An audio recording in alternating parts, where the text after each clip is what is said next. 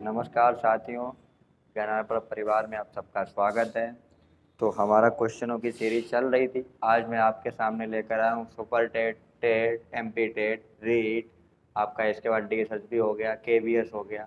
इन सभी के लिए महत्वपूर्ण क्वेश्चनों की एक श्रृंखला हम लोग लेकर आए हैं। देखते हैं, आके हम लोग चर्चा करते हैं।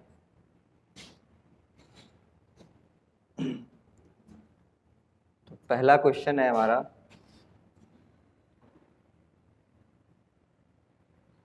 पहला क्वेश्चन कह रहा है कि अनुकरण किस अधिगम सिद्धांत का आधारभूत चरण है। तो देखा होगा कि हम लोगों ने जब सामाजिक अधिगम का सिद्धांत पढ़ा था, सामाजिक अधिगम का सिद्धांत देने वाले थे आपके बंडूरा, और बंडूरा ने अनुकरण को सबसे ज़्यादा स्थान दिया था। तो आपका अनुकरण किस अधिगम सिद्धांत का आधारभूत चरण रहेगा? किसका रहेगा? सामाजिक अधिगम का सिद्धांत। तो इस क्वेश्चन का आंसर क्या रहने वाला है? सामाजिक अधिगम का सिद्धांत। थोड़ा सा हम यहाँ पर यह भी जान लें कि अल्बर्ट बंडोरा एक ऐसा मनोवैज्ञानिक था जिसने सबसे पहले छोटे बच्चों पर प्रयोग किया। यदि पूछा जाए कि छोटे बच्चों पर प्रयोग करने वाला मनोवैज्ञानिक कौन था, तो मनोवैज्ञानिक का नाम था अल्बर्ट बंडोरा। साथ ही साथ इस क्वेश्चन में थोड़ा सा हम और जान लें, रिलेटेड आपके साथ कर दें कि अल्बर्ट बंडोरा जो ऐसा मनोवैज्ञानिक था तो ये व्यवहारवादी था, परंतु जो सिद्धांत दिया था, सामाजिक अधिगम का जो सिद्धांत इन्होंने दिया था, वो इनका जो सिद्धांत था वो सिद्धांत ना ही पूर्ण रूप से संज्ञानवादी था और ना ही पूर्ण रूप से व्यवहारवादी था। इनका सिद्धांत संज्ञानवाद और व्यवहारवाद के बीच एक सेतु का काम करने वाला था। तो पूछा जाए कि ऐसा कौन सा सिद्धांत है जो संज्ञानवाद और व्यवहारवाद के बीच एक पुल का काम करता है, तो किनका सिद्धांत था? तो अल्बर्ट बंडूरा साहब का सिद्धांत था। आगे देखते हैं अगला क्वेश्चन।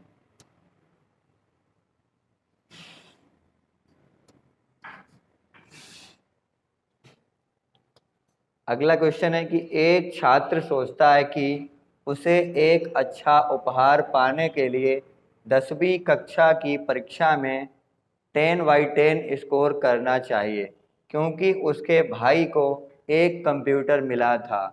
उसने 10/10 स्कोर किया था। यह सुदृढ़ीकरण है।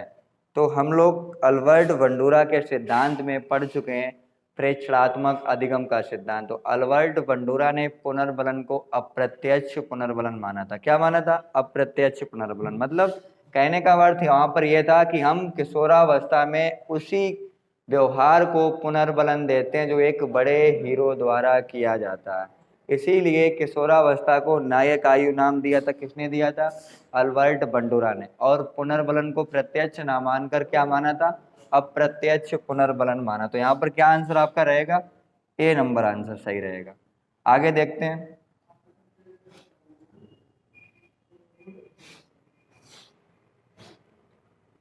अगला आपका, बंडूरा के सामाजिक अधिगम सिद्धांत के किस चरण में अनुकरण का क्रियान्वयन देखा जा सकता है?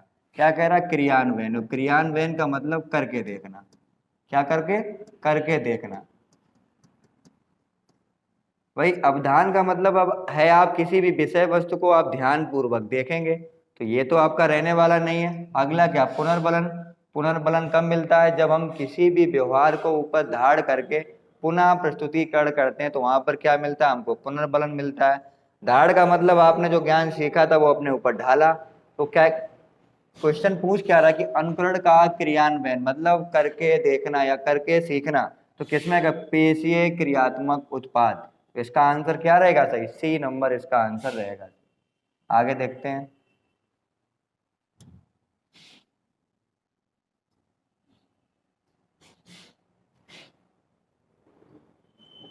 किस प्रक्रिया में बच्चे दूसरों के व्यवहार को देखकर सीखता है, ना कि प्रत्यक्ष अनुभव से? उसे क्या कहते हैं? तो अभी आपको डिफाइन किया था कि जहाँ पर प्रत्यक्ष मतलब जो चीज मूर्त रूप से नहीं होगी, अप्रत्यक्ष रूप से होगी। जैसे किशोरावस्था में एक बड़े हीरो द्वारा कोई व्यवहार किया जाए और वही व्यवहार को हम लोग क्या देते हैं? पुनर्बलन देते हैं। उसे ही अप्रत्यक्ष पुनर्बलन कहा जाता है। किसने कहा? ये बात कही थी अल्बर्ट बंडूरा ने।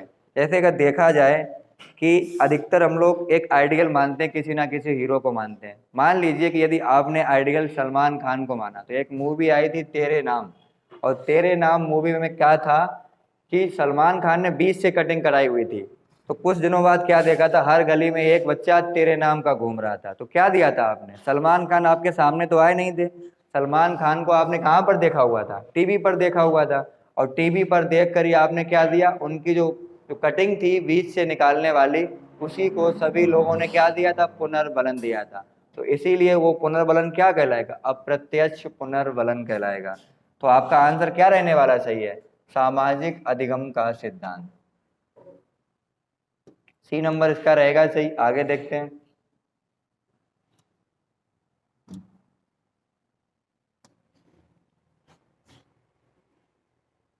अगला क्वेश्चन ये कह रहा है कि एक बच्चा क्रोधित होकर अपने सहपाठी को उसी तरह मारता है जैसा उसे उसके घर में सजा दी जाती है। तो अल्बर्ट बंडूरा के सिद्धांत में बेवोडॉल या गुड़िया के ऊपर जो बंडूरा साहब ने प्रयोग किया था, वहां पर उन्होंने क्या किया था, बच्चों के 3 छोटे छोटे बच्चों के ग्रुप बनाए थे। कुछ में क्या था कि बच्चे उस गुड़िया के साथ या बोबो डॉल के साथ झगड़ा कर रहे थे, तो बंडूरा साहब ने क्या देखा था, वैसे बच्चे भी झगड़ा कर रहे थे। एक में क्या देखा था कि बोबो डॉल के साथ बच्चे प्यार कर रहे थे, तो वो बच्चे क्या थे, बच्चे भी आपस में प्यार कर रहे थे। तो मतलब उनका मानना ये था कि बच्चे अनुकरण के माध्यम से सीखते हैं, अर्थात बच्चों के सामने वही व्यवहार प्रस्तुत करना चाहिए तो समाज द्वारा मान्य व्यवहार हो, क्योंकि बच्चे अमान्य व्यवहारों को अनुकरण के माध्यम से जल्दी सीख लेते हैं। तो शिक्षा में इसका प्रयोग व्यक्ति के व्यक्तित्व को सुधारने में किया जाता है। तो इसका आंसर क्या रहने वाला सही है, निरीक्षणात्मक अधिगम का सिद्धांत या प्रेक्षणात्मक अधिगम का सिद्धांत। किसने दिया था, अल्बर्ट बंडूरा ने दिया था। आगे देखें।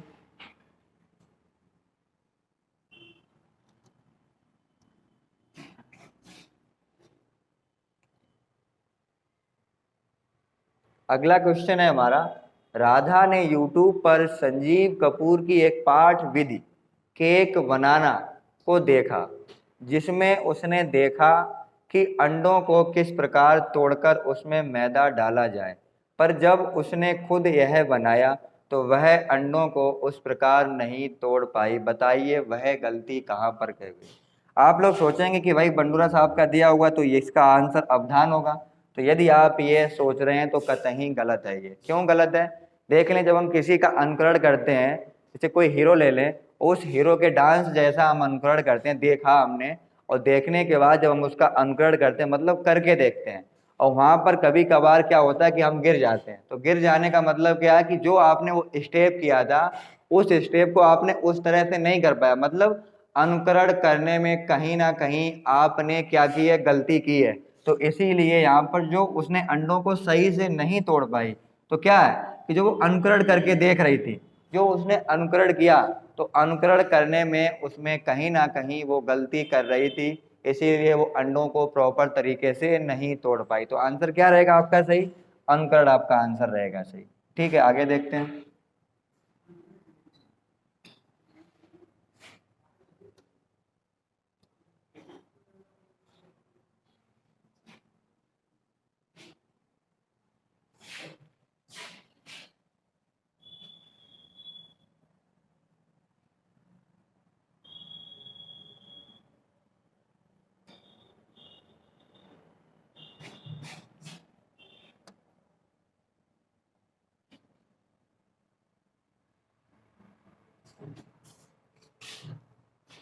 अगला क्वेश्चन है हमारा, वाइगोस्की के अनुसार इनमें से वाइगोस्की के अनुसार इनमें से कौन सा क्षेत्र अंतर मनोवैज्ञानिक क्षेत्र का प्रतिनिधित्व करता है। तो आपको एक ही टाइम वर्ड पकड़ना है, अंतर। और अंतर में हमने आपको बताया था ZPD। क्या बताया था, ZPD। ZPD का मतलब क्या था, समीपस्थ विकास का क्षेत्र, समीपस्थ विकास का क्षेत्र, या आप बोल सकते हैं जोन ऑफ प्रॉक्सिमल डेवलपमेंट। तो जोन ऑफ प्रॉक्सिमल डेवलपमेंट में पहले तो हमने आपको यह बताया था कि जब कोई बच्चा अपनी समस्या को स्वयं के द्वारा बोल बोलकर हल नहीं कर पाता है, अर्थात उस समस्या को हल करने के लिए अपने संगी साथी या वयस्कों की सहायता लेता है। अस्थायी समय के लिए जो सहायता ली जाती है उसे ZPD कहते हैं तथा सहायता देने वाले व्यक्ति क्या कहलाते हैं? MKO कहलाते हैं। ठीक है, दूसरा हमने यहीं पर एक बताया था कि ZPD का मतलब होता है कि यदि अध्यापक ने बच्चे को 100 वर्ड सिखाए और बच्चे ने वहां पर सीखा 80, तो इन दोनों के बीच का जो अंतर है वो क्या कहलाएगा? आपका ZPD कहलाएगा। क्या कहलाएगा? ZPD। या ऊपर वाला व्यक्ति नीचे वाले व्यक्ति को ऊपर आने के लिए जो सहायता देता है उसे ZPD कहते हैं। तो अंतर वाला शब्द आपको मिल गया, तो इसका आंसर क्या रहेगा? सही, समीपस्थ विकास का क्षेत्र। ठीक है, आगे देखें।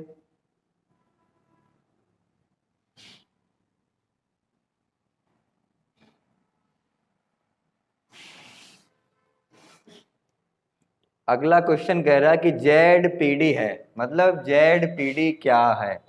तो आगे देखें भाई, ZPD क्या है? ZPD के बारे में बताया था कि ZPD समीपस्थ विकास का क्षेत्र, अर्थात जब बच्चा अपनी सहायता को स्वयं के द्वारा हल नहीं कर सकता है, वो हल करने के लिए अपने संगी साथी या वयस्कों की सहायता लेता है, उसे समीपस्थ विकास का क्षेत्र कहते हैं। देखें क्या कहाँ पर है?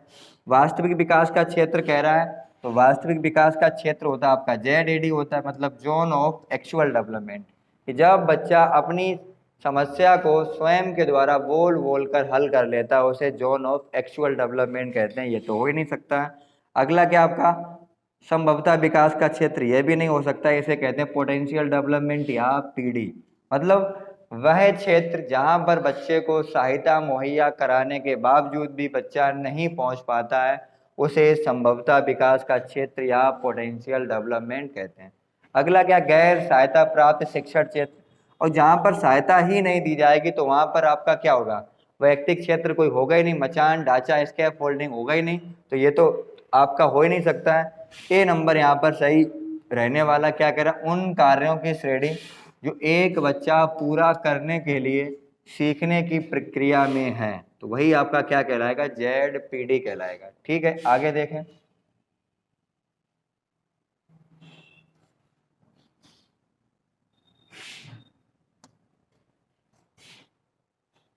अगला क्वेश्चन कह रहा है कि आप अपनी क्लास में व्यवसाय पढ़ाना चाहते हैं, आप कौन से विकल्प को प्रकरण को पढ़ाने के लिए प्रभावकारी मानेंगे? ठीक, देखते हैं। तो पहला ऑप्शन ये कह रहा है कि बाजार में व्यवसाय को चार्ट खरीदकर 5 पिक्चर को स्केच फाइल में चिपकाना। ये कहीं भी अच्छा नहीं। यदि आप स्केच को फाइल में चिपका रहे हैं तो आपने अपना वहां पर क्या दिमाग लगाया? संरचनावाद ये बात कहता है कि आप किसी भी बात को स्वयं की मानसिक सूचनाएं या बौद्धिक सूचनाओं के द्वारा नई जानकारी को इकट्ठा करें, वहां पर संरचनावाद लागू होता है। या निर्मितवाद कहता है कि बच्चा खोजी के रूप में होता है। आपने कोई 5 पिक्चर ले ली और किताब में यदि आप फाइल में उनको चिपका दिया, वहां पर आपने क्या नया कुछ आइडिया मिला? नहीं आइडिया मिला, तो ये तो आपका रहने वाला नहीं है। अगला देखते हैं। इसी में तीसरा बी नंबर क्या कह रहा है कि अपने पड़ोसियों का व्यवसाय जानना। इसके बारे में हम लोग बाद में चर्चा कहते हैं, पहले सी नंबर ऑप्शन देखें। सी नंबर ऑप्शन ये कह रहा है कि फैंसी ड्रेस के माध्यम से डिफरेंट ऑक्यूपेशन रोल प्ले करवाना। तो आप ये बताएं कि आप तरह तरह के कपड़े पहनकर यदि आप कोई भी रोल प्ले करते हैं तो इसमें आपने क्या नया किया? कुछ नया तो किया नहीं, कुछ दिमाग तो लगाना नहीं पड़ा, बाकी कुछ करना नहीं पड़ा, तो ये भी आपका ऑप्शन सही होने वाला नहीं है। अगला क्या कह रहा है कि किताब में दिए गए व्यवसाय की सूची बनाना, ये भी इतना अच्छा नहीं है। बी नंबर क्या कह रहा है कि अपने पड़ोसियों का व्यवसाय जानना। तो यदि आप अपने पड़ोसियों का व्यवसाय जानेंगे, जानने के लिए आप चर्चा करेंगे, चर्चा में पड़ोसी भी शामिल होंगे, आप भी शामिल होंगे, तो वहाँ पर आप अपनी बौद्धिक सूचनाओं का या अपनी मानसिक सूचनाओं का प्रयोग करेंगे और आप नए नए आइडिया के बारे में जानेंगे। एक व्यक्ति ये कहता है कि भाई आप क्या कर लें, जोमेटो आप ज्वाइन कर लें, तो जोमेटो के बारे में आप क्या करेंगे? गूगल करेंगे कि एक दिन का हम कितना कमा सकते हैं, कहाँ कहाँ क्या करना होगा, क्या नहीं करना होगा। हो सकता है कि दूसरे व्यक्ति ने बोल दिया कि भाई आप इसका शॉप खोल लें, तो जब वो बोलेगा कि आप इसका बिजनेस कर लें तो उसके बारे में आप तरह तरह की जानकारियों को क्या करेंगे? आप इकट्ठा करेंगे। जब आप जानकारियों को इकट्ठा करेंगे तो आप अपनी बौद्धिक सूचनाओं का या चिंतन का या प्रत्यक्षीकरण का क्या करेंगे, प्रयोग करेंगे। तो क्या आपका आंसर सही रहने वाला है, बी नंबर। आगे देखें।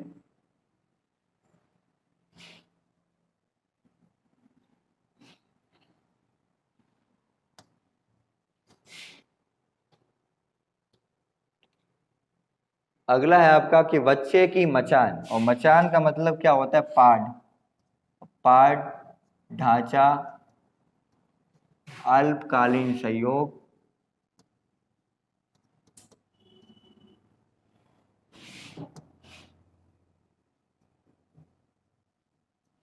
या मार्गदर्शन, या एक बात में कह सकते हैं स्कैफ फोल्डिंग। स्कैफ फोल्डिंग की बात किसने की थी, वाइगोस्की ने। और पूछा जाए स्कैफ फोल्डिंग का शब्द सबसे पहले किसने दिया, तो ब्रूनर साहब ने दिया। किसने दिया, ब्रूनर साहब ने दिया। और स्कैफ फोल्डिंग को डिफाइन किसने किया, तो वाइगोस्की साहब ने किया। तो अब बात वही है कि मचान, और मचान क्या होती है, मचान होता है कि बच्चे को वह जो सहायता दी जाती है वो अस्थायी रूप में जो सहायता दी जाती है, एक पार्ट के रूप में दी जाती है या कोई सहयोग के रूप में दी जाती है, वही आपका मचान, ढांचा, पार्ट या स्कैफ फोल्डिंग कहलाता है। और स्कैफ फोल्डिंग बच्चे को हम देते कब हैं, कि जब बच्चे के प्रदर्शन स्तर को देखते हैं कि कहाँ पर बच्चे को सहयोग की ज़रूरत है, वहाँ पर हम सहयोग देते हैं। और जहाँ पर बच्चा अपने स्वयं के द्वारा सहायता को हल कर सकता है, वहाँ पर बच्चा स्वयं के द्वारा काम करता है। तो क्या आएगा, बच्चे का प्रदर्शन स्तर। अगला आंसर देखें।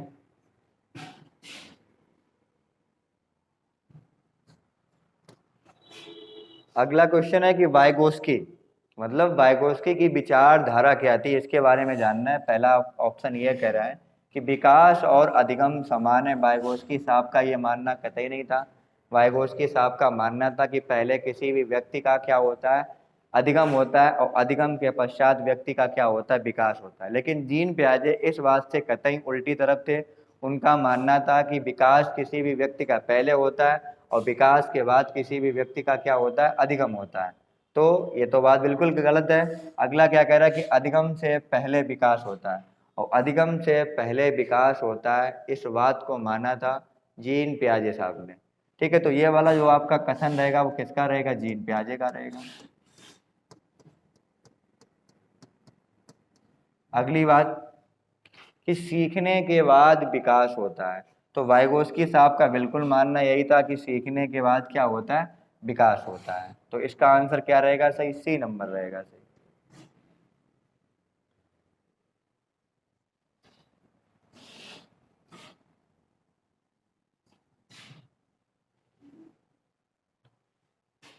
अगला देखें, 12 नंबर क्वेश्चन क्या कह रहा है कि माता पिता एक बच्चे को एक कार्य के लिए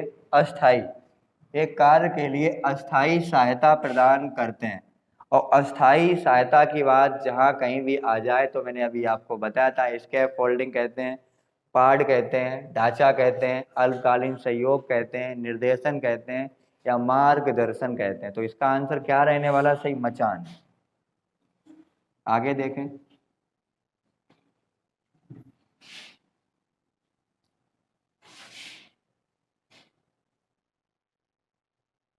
अगला क्वेश्चन कह रहा है कि वाइगोस्की के अनुसार क्या सही रहने वाला है। तो पहले ऑप्शन देखें, ए नंबर देखें।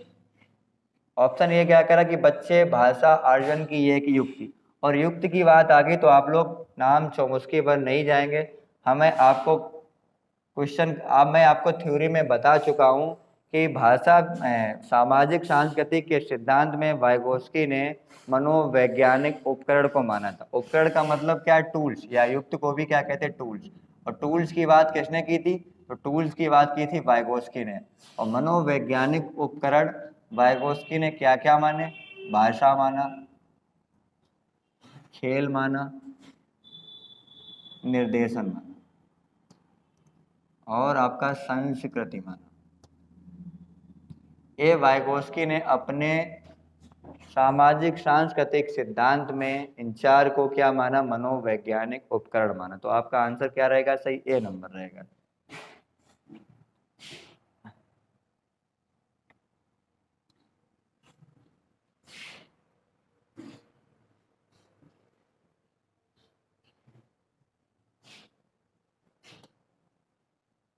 अगला क्वेश्चन कह रहा है कि स्कैफ फोल्डिंग निम्नलिखित में से किसके द्वारा दिया जा सकता है। तो स्कैफ फोल्डिंग के बारे में मैं थोड़ा सा आपको बताना चाहूंगा फिगर के रूप में।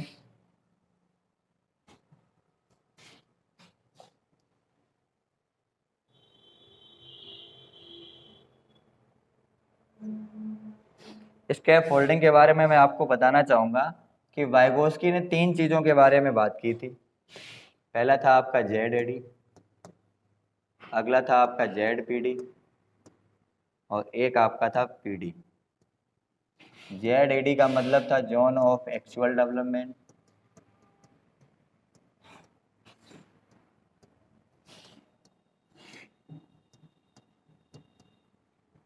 या इस चीज को बोलते हैं वास्तविक विकास का क्षेत्र।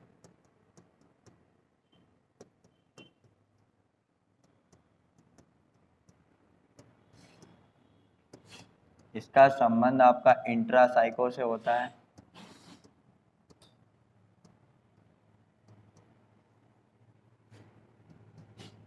या इसको बोलते हैं अंतरावैयक्तिक क्षेत्र। अंतरावैयक्तिक क्षेत्र, या इसी को बोलते हैं स्वनियमन। स्वनियमन। अगला क्या आपका जेड पीडी। जेड पीडी क्या है आपका जोन ऑफ प्रॉक्सिमल डेवलपमेंट,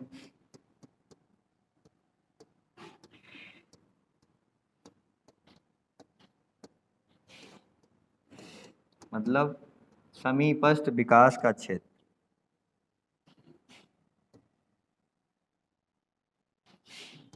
समीपस्थ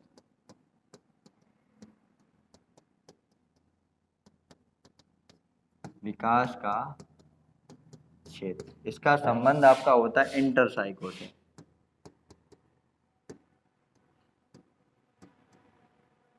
मतलब इसको बोलेंगे आप अंतरवैयक्तिक क्षेत्र।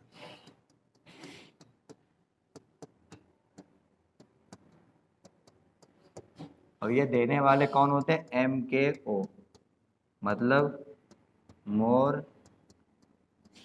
नॉलेज अदर, कोई दूसरा अनुभवी।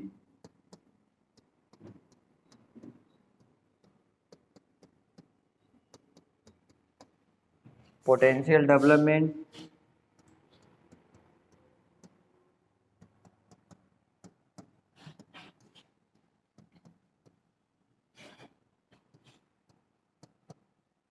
मतलब कि संभवतः विकास का क्षेत्र। अब थोड़ा समझ लें इनके बारे में।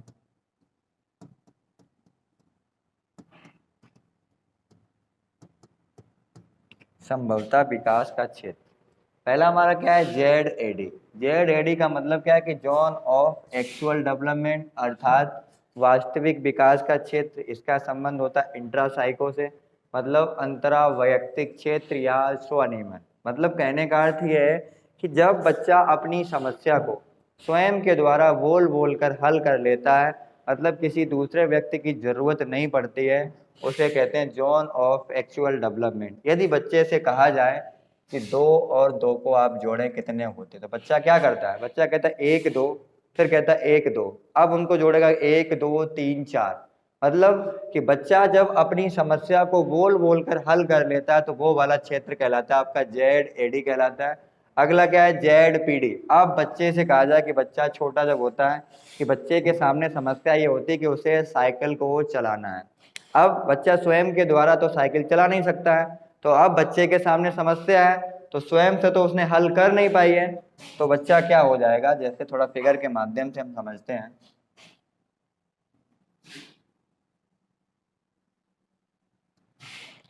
जैसे पहला स्तर था जेड एडी।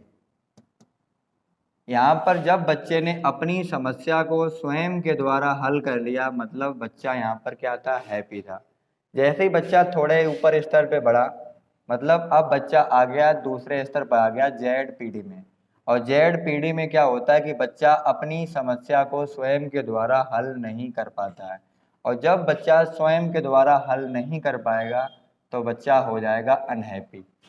अब बच्चे को हैप्पी करने के लिए क्या चाहिए होगी, सहायता चाहिए होगी। तो तो आप सीधा समझ लें कि जब बच्चा साइकिल को चलाना सीखता है और साइकिल को वो स्वयं के द्वारा नहीं सीख सकता है, तो वो अपने संगी साथियों से सहारा लेता है। क्या लेता है कि आप हमारी साइकिल का पीछे वाला कैरियर पकड़ ले, जिससे मैं साइकिल को चलाना सीखूंगा।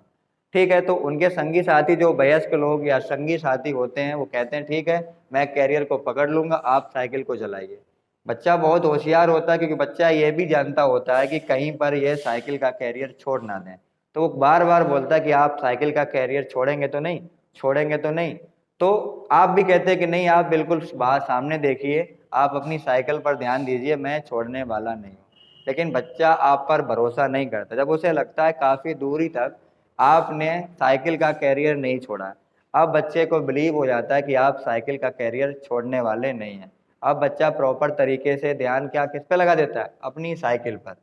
काफ़ी दूर चलने के बाद आप क्या करते हैं, धीमे से आपने साइकिल को कैरियर को छोड़ दिया और आप साथ ही साथ चल रहे। बच्चा भी पूछता जाता है कि साइकिल का कैरियर छोड़ा तो नहीं, छोड़ा तो नहीं हो। आप साथ ही साथ चलते जाते और आवाज़ देते जाते हैं और अंत में सामने समझ में ये आता बच्चे को कि साथ में जो हमारे साथ कैरियर को पकड़े हुए थे वो नहीं आ रहे हैं। तो उसको लगता है कि कैरियर को छोड़ दिया गया और बच्चा झट से पीछे की तरफ घूम कर देखता है और वो पाता है कि जो पकड़े हुए थे वो नहीं थे। वो बच्चा हड़बड़ाकर वहीं पर गिर जाता है। अब बच्चा चोट को तो भूल जाता है, अब आपसे आकर ये पूछता है कि आपने जो कैरियर छोड़ा था वो कहाँ पर छोड़ा था। मतलब कि जो कैरियर छोड़ा था आप उसे सिखाना चाह रहे थे, वो सीखने का क्षेत्र और ना सीखने के बीच का क्षेत्र ही क्या कहलाता है, आपका ZPD कहलाता है। अर्थात जो MKO द्वारा जो सहायता दी गई, अस्थाई सहायता दी गई, वो कहलाएगी ZPD कहलाएगी। और सहायता देने वाले व्यक्ति क्या कहलाएंगे, MKO कहलाएंगे। क्लियर। आगे अब अगला स्तर आता है PD वाला, और PD वाला स्तर आपका है पोटेंशियल डेवलपमेंट। क्या है, पोटेंशियल डेवलपमेंट मतलब संभवतः विकास का क्षेत्र। इसका मानना यह है कि वह क्षेत्र जहां पर बच्चे को सहायता मुहैया कराने के बावजूद भी बच्चा उस स्तर तक नहीं पहुंच पाता है, उसे पोटेंशियल डेवलपमेंट कहते हैं। जैसे अब आप पूछेंगे कैसे, जैसे बच्चे को आपने साइकिल चलाना सिखा दिया, अब आप सोचें कि बच्चे को मैं सहायता दूंगा और बच्चे को कार चलाना या बाइक चलाना सिखा दूं, तो बच्चा उसके लिए मैच्योर नहीं है कि वो बाइक को चलाना या कार चलाना सीख जाए। तो मतलब वही क्षेत्र जहाँ पर सहायता या पार्ट या ढांचा मचान मुहैया आदि कराने के बावजूद भी बच्चा वहाँ नहीं पहुँच पाता, वो क्या कहलाता है, PD कहलाता है। बाकी डिफाइन मैंने क्लास में करा रखा है पूरा अच्छे से, इसको वहाँ से आप लोग देख सकते हैं। आगे देखें, अगला क्वेश्चन देखें।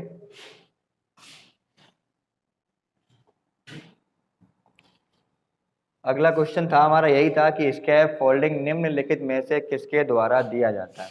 अब बात क्या थी आपकी MKO वाली। तो MKO के बारे में थोड़ा सा मैं बताना चाहूँगा कि MKO होता क्या है। MKO का मतलब क्या कि मोर नॉलेज अदर। इनका मानना क्या कि कोई दूसरा अनुभवी, मतलब वह व्यक्ति, वो आपका कोई भी हो सकता है। MKO का मतलब डिग्री या डिप्लोमा से कोई मतलब नहीं होता है। इसका मतलब बस ये होता है कि जिस क्षेत्र में व्यक्ति को सहायता दी जानी होती है उसे उस क्षेत्र में विशेष अनुभव प्राप्त होता है। तो विशेष की बात कहाँ पर आ गई, विशेष की बात यहाँ पर आ गई कि सहपाठी जो कि कोई विशेष कार्य करने में माहिर हो उसी के द्वारा सहायता दी जाती है। जैसे अभी मैं आपको क्वेश्चन करा रहा हूँ, तो यदि कहा जाए कि कोई भी व्यक्ति आकर इन क्वेश्चनों को करा दे, करा सकता नहीं, करा सकता। तो मैं जो आपको देना चाह रहा हूँ वो क्या दे रहा हूँ, मैं भी आपको स्कैफ फोल्डिंग दे रहा हूँ। क्या दे रहा हूँ कि अपना अनुभव आपके साथ साझा कर रहा हूँ, वही क्या कहलाएगा, वही स्कैफ फोल्डिंग कहलाएगा। तो इसका आंसर क्या रहेगा, सही A नंबर इसका आंसर रहेगा, सही रहेगा। ठीक है साथियों, तो आज हम लोग 14 क्वेश्चन ही करते हैं, बचा हुआ इस सेशन का हम लोग आगे करते हैं। धन्यवाद साथियों, ज्ञान अर्पण परिवार के साथ आप लगातार जुड़े रहें, हम ऐसे ही अच्छे से अच्छे क्वेश्चन आपके साथ लाते रहेंगे। धन्यवाद साथियों।